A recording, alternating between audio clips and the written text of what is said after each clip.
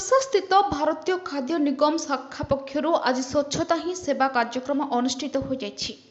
एही कार्यक्रम में भारतीय खाद्य निगम मंडल अधिकारी जगराम मीना जोगदे देश को स्वच्छ करने प्रथमे निजक स्वच्छ करने को पड़ो। समस्ते स्वच्छता को आदरी नेले देश आपे आपे सफा होइछि।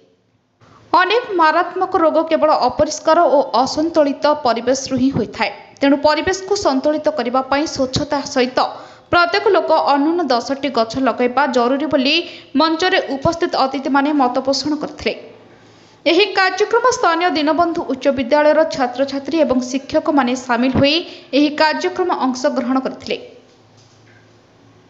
अन्यमानक मध्य रूपसा शाखार समस्त कर्मचारी उपस्थित रहिथिले। कार्यक्रम परिशेष छात्र छात्री और शिक्षक एफसीआई गोदाम परिसर बुली देखिथिले। बालेश्वर जिल्लार मानस रंजन बेहरा रिपोर्ट ज्योतिप्रभा न्यूज।